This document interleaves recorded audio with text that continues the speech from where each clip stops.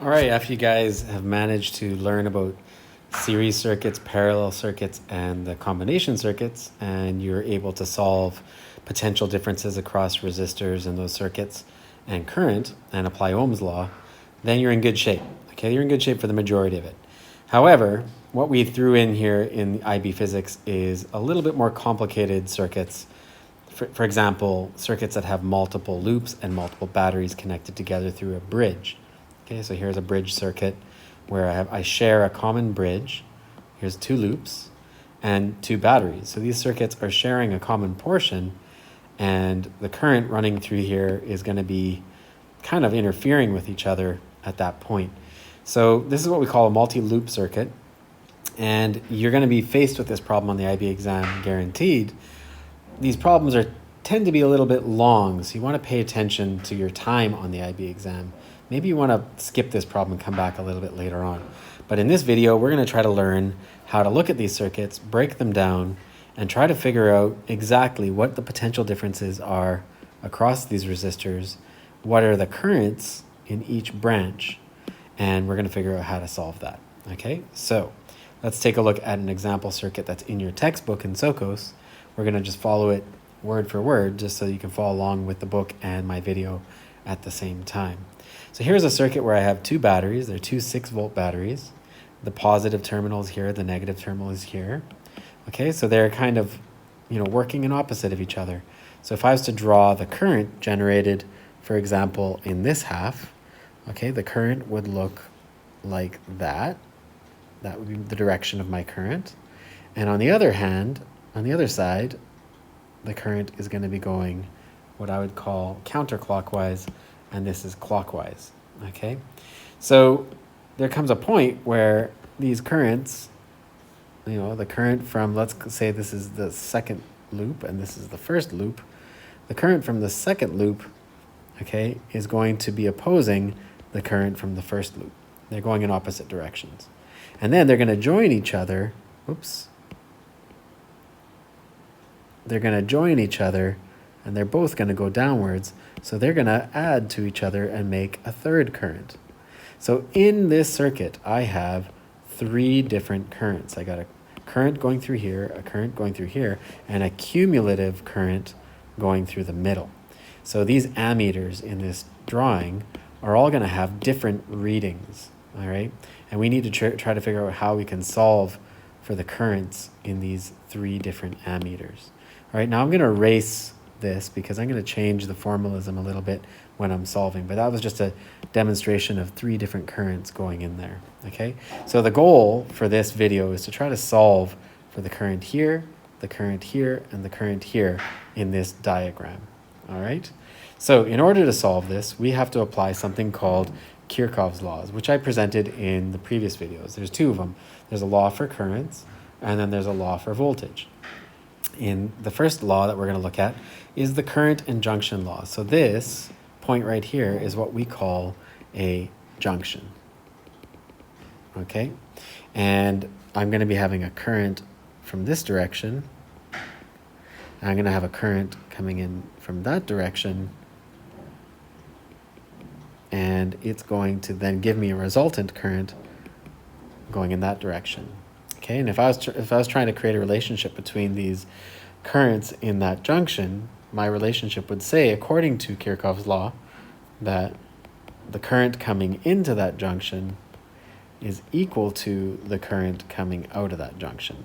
Okay, according to Kirchhoff's law, this current plus this current is going to be equal to that current. So let's just make sure we have this drawing done right like we had before. So I'm going to call this loop A, and this is loop B, okay? And this part here would be, along that wire is current 2, along this wire is also current 2 going in that direction, along this wire is current 3, and then along that wire is going to be current 2, okay? So current 2 flows in this loop, except for in that bridge.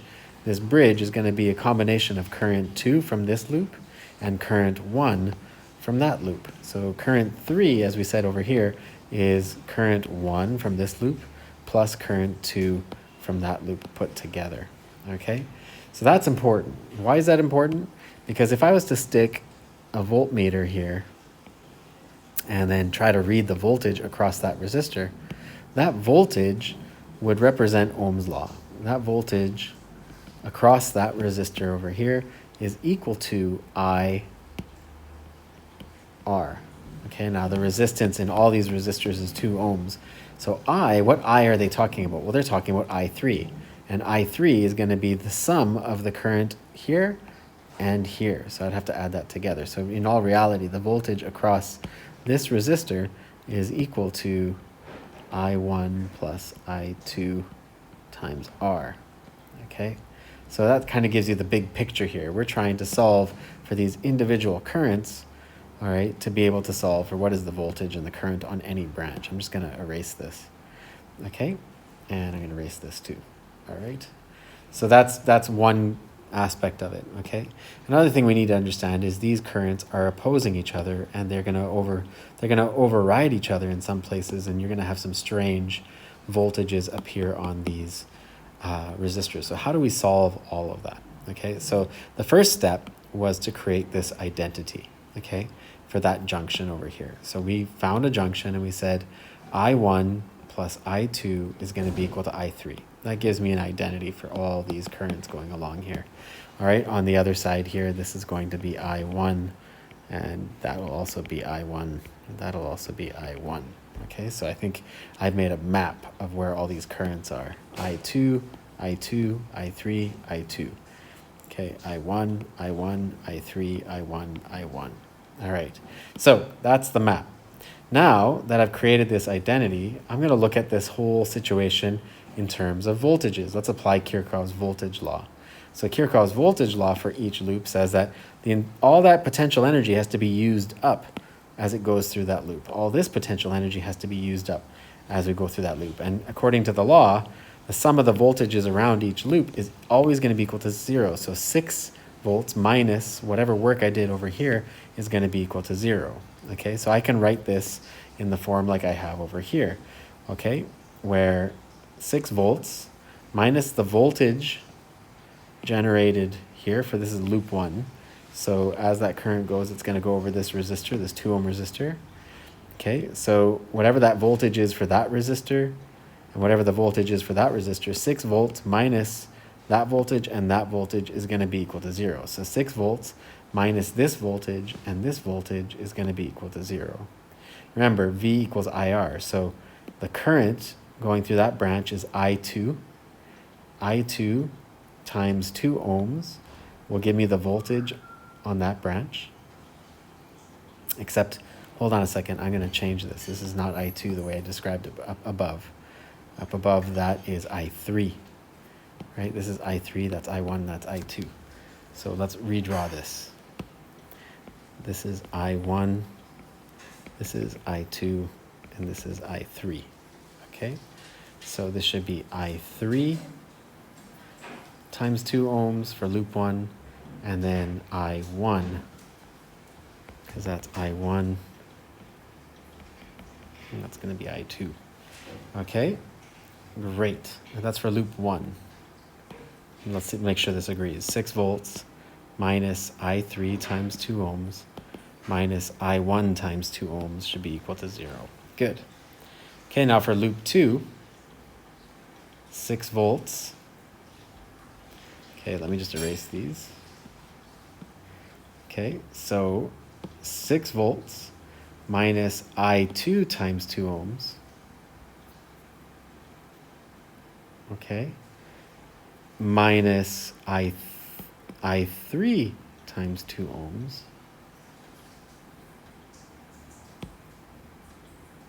Okay, that's the same I3 here, right? They're the same. Okay, minus I2 times 2 ohms. All right, and now I've created identities. So in total, I have this identity, or not identity, this relationship. I have this relationship, and I also have this relationship. So stop and pause this for a second and think about it, okay? How would I use this relationship and systems of equations, okay, with this and this, to be able to solve for I3, I1, and I2. That's the goal here, right? So I have to be able to use systems of equations here to be able to solve this. So pause it for a second, try this on your own, and see how we can do this, okay? So after pausing it, here we go. Let's see how I would solve it, okay? So what I'm going to do is I'm just going to try to rearrange these equations into a form that I can put together a little bit easier. So I'm just going to move this to the other side. So for loop 1, okay, negative 6 volts is equal to negative I3 2 ohms minus I1 2 ohms. Okay, and for loop 2, negative 6 volts is equal to negative I2 2 ohms minus I3 2 ohms minus I2 2 ohms. Okay, now something I can do is I can just get rid of these ohms. I don't need that for the math. I don't need the ohms. I just kept it there so you understand where that 2 is coming from. It's coming from the resistance. Current times resistance is voltage. So what I can do now is I see I have some like terms, okay? Minus 2I2, minus 2I2. So I can combine them together, and I'll be left with minus 6 volts is equal to minus 4I2. Okay, I'm just putting it in a way that is easier for me to see. Minus 2I3. Okay, and then I have kind of a clear equation. Now, do you see something else? Do you see how I can probably factor out a 2 from this? So if I factored out the 2, I'd be left with minus 3 volts.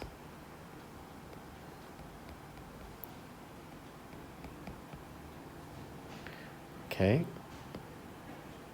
This is kind of nice that I got here, okay?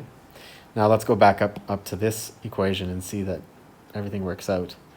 Okay, so if I go back to this equation, I can do the same thing. So minus 6 volts is equal to minus 2I3 minus 2I1. I can factor out these 2's, all right? So then that would leave me with minus 3 volts is equal to minus I3 minus I1.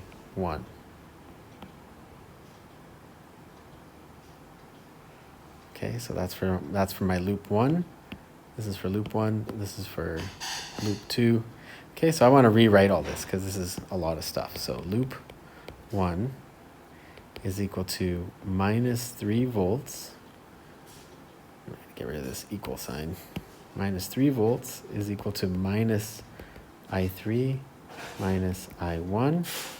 Okay, and loop 2 minus 3 volts is equal to minus 2I2 minus I3. Okay, and then the other equation I have is that I1 plus I2 is equal to I3. All right. Okay, so now what can I do? What can I do to use these 3 equations to solve? Okay, in this equation I have 2 unknowns. So that's difficult. I can't use that equation by itself to solve for I1 and I3. In this equation, I have 2 unknowns, and they're different than these ones. If there's a way that I can create 2 unknowns that are the same, then I would be able to combine these equations together using systems of equations to solve for that. And I can do that using this identity. I1 plus I2 is equal to I3. Okay? That's one way of looking at it. So then I can substitute these I3s for I1 and I2. On the other hand, what I can do is I can substitute, see this I2 over here, I can say I2 is equal to I3 minus I1. So I can say I2 is equal to I3 minus I1. And in that case, I can put that into there. Okay, so for the next part, I'm going to be doing systems of equations.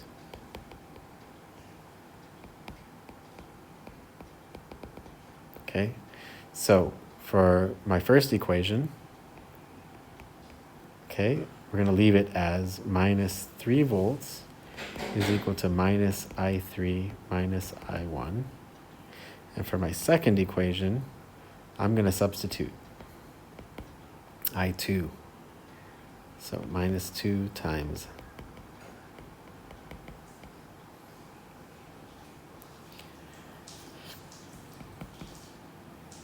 Okay. All right. And what I'm going to be left with is, after I substitute that in there, I'm just going to put this down here. Minus 3 volts is equal to minus 2 I3 plus 2 I1 minus I3. Okay. And then, of course, I can combine the I3s together to give me minus 3 volts is equal to minus 3 I3 plus 2 I1. All right. Now, what can I do between this equation and this equation? Well, this equation is telling me that I can create an identity for I1 in terms of I3 and 3 volts. And that way I'd be able to solve for I3. So let's create that identity right now. Okay, so if I created this identity and isolated I1, if I rearranged everything, I1 is going to be equal to negative I3 plus 3 volts. Okay, so I can now take this and substitute it in for I1. So minus 3 volts is equal to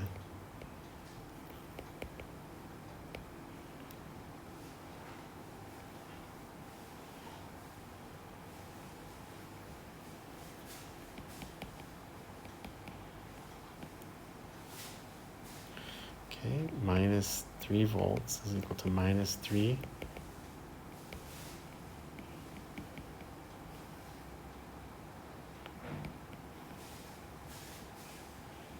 Okay, so now what I'm going to do is I'm going to combine like terms, and I'm going to move that over here.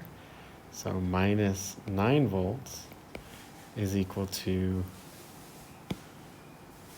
minus 5 I3. Okay, so then if I divide by negative 5, okay, 9 over 5, or what's 9 over 5? That's, I think, 1.8 amps is equal to I3.